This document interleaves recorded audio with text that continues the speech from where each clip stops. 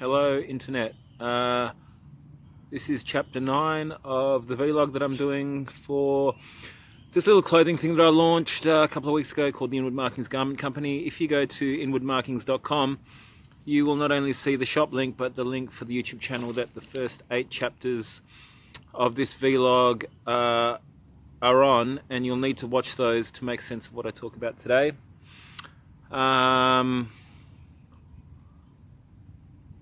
At Inward Markings is the Instagram.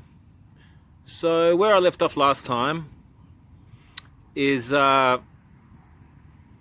arrived in Southeast Asia, primarily Thailand and primarily Bangkok, which as I said is Krung Thep in Thai, and Krung Thep means City of Angels. And I only found that out after I arrived back in Australia, but I would always call it Krung Thep when I was there because I really liked that word, and I liked using the Thai versions of terms and words as much as possible. It's just something that felt better, and it became significant after I arrived in Australia because of things that happened in Bangkok, and then how they affected my experience here in Australia. So what was interesting about when I first arrived in Bangkok, because I was in Chiang Mai for a year and then moved to Bangkok, was staying in this hotel on the outskirts of the city, trying to save a bit of money by not staying somewhere in the CBD. And I would always go to this one cafe that was the closest, had decent Wi-Fi, and I'd do my writing and editing, because that's what I transitioned into, freelance writing and editing.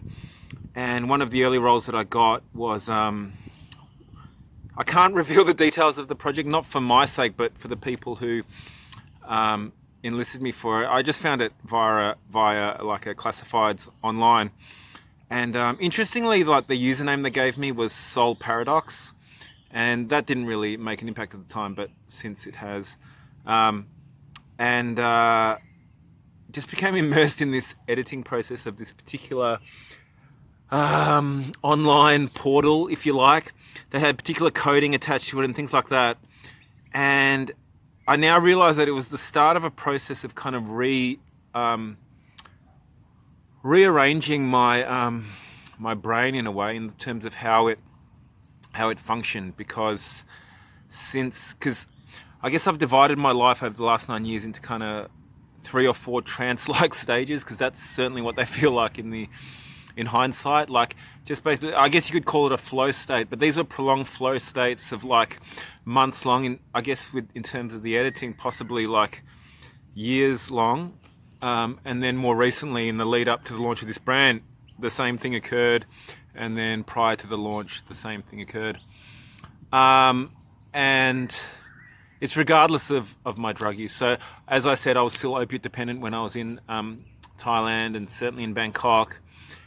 And so I'd go to this cafe and just immerse myself, put headphones on with the music that I was listening to at the time. And every time I take my headphones off, like, this music would be blaring from the radio, and these 2 songs kept repeating over and over again. And they, I now realize that they were songs from the Taylor Swift album Red. 22 and I Knew You Were Trouble, and also I think We Are Never Getting Back Together Again.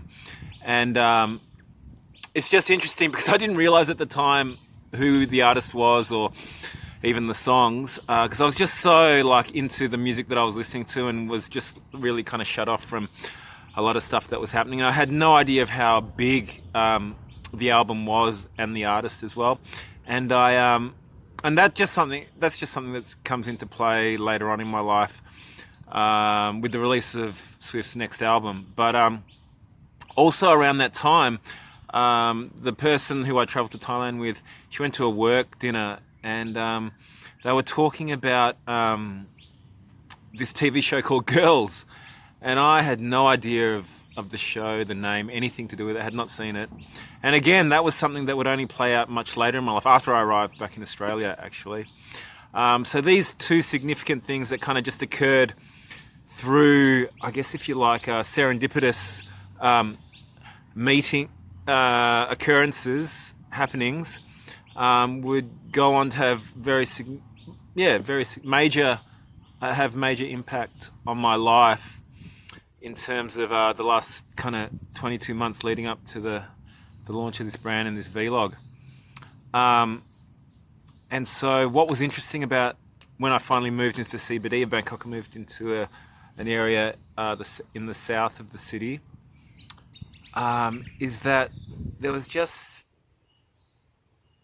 this different experience. And I ended up calling Thailand the kingdom because I just had continual experiences of kindness, even from people who knew about my drug use. But also, I think what played into it is that I was able to go out into public and live my life understanding very little of what was being said around me. I think that has a real, that can really have an impact. You stop caring about, conversations that you overhear, and I think that has a major impact on your psyche or your mind, and especially if you come from a background of, I guess, of bullying or of being marginalized, because it just leads to this ongoing, the traumatization leads to this ongoing, I think, kind of anxiety or this kind of fear that stays with you. And and also part of it was being in the majority, like, for once, not being the Asian guy among a sea of Anglo people, but actually being in the majority. And it was really cool because it also coincided, like, with the rise of Samsung, this Korean brand that you would have heard of, and the Thais loved like K-pop and K-drama, and that's certainly not something that was that I was in my favor growing up. And again, those are the formative years, so I think it's especially significant, the occurrences that happened during those early years, as I've said in the first chapter.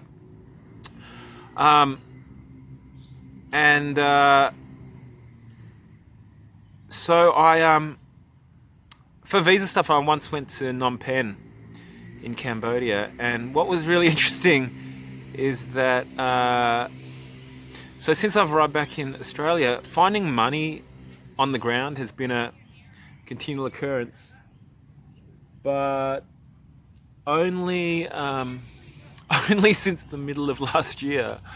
Like, I don't recall finding money prior to that time since arriving back in February 2018. But then in the middle of 2018, I'll talk about that in a later vlog, something significant changed, and then from that point on, finding money on the ground became this regular occurrence, especially 5-cent coins, but not just 5-cent coins, and they would happen at particular times based on my thinking, but also the coins themselves, or the money itself, would have some kind of significance, which I'll talk about later. So when I was in Phnom Penh, just for, like, I think it was a week, a little bit less, I just happened to find an American $100 note on the ground, and it was kind of 9 or 10 at night, I think, and there was no one around. Like, just like with other occurrences happening in life, it was just, like, unusual that I was on my own, because Phnom Penh, as anyone who's been there knows, is a busy city and has a nightlife, etc. But suddenly, like, I just found myself in a street that was quiet, and then there was just this $100 note on the ground. And in addition to that job I was talking about earlier, I had another client, and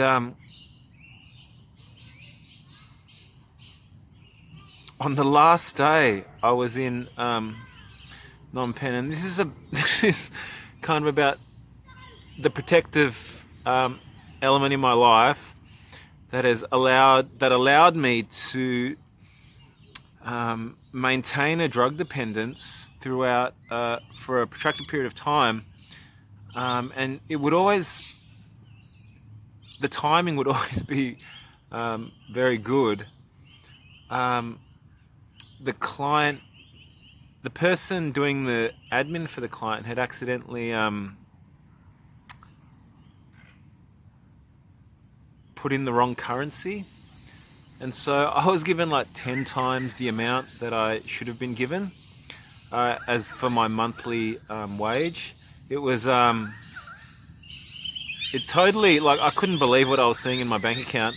Like, by Western standards, it's not that big a deal, but in terms of my position at the time, it was really, really fortunate, and obviously not fortunate for the client. But I was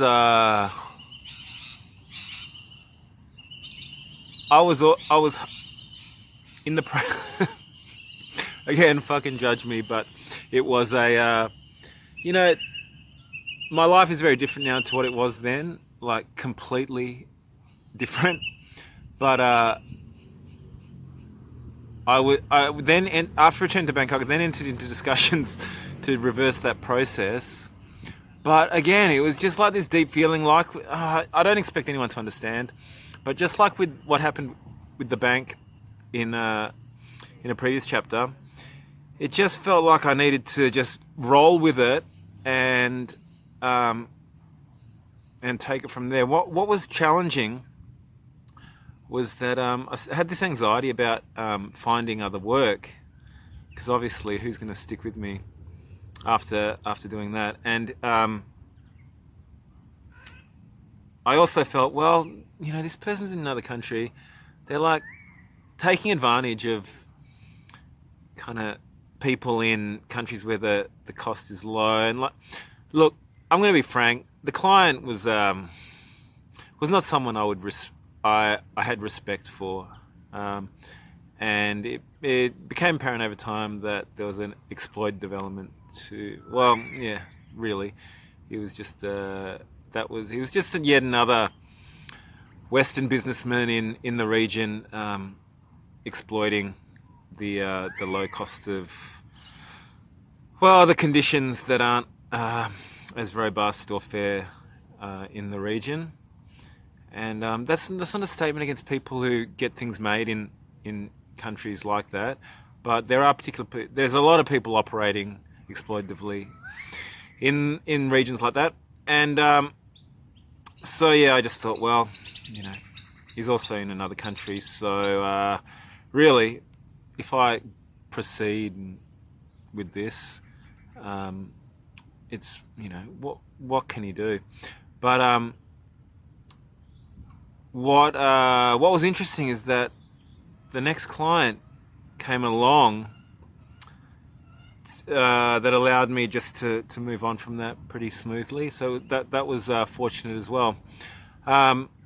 So why am I telling you this? Again, it's just really about these particular events that have happened in my life that feel like they're protective, and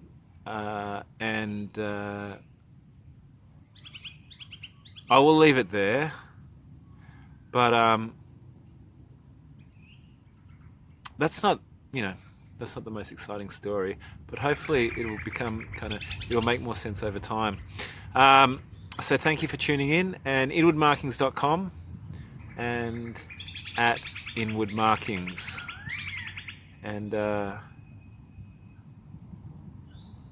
what will unfold next is the beginning of the process towards the kind of launch of this brand.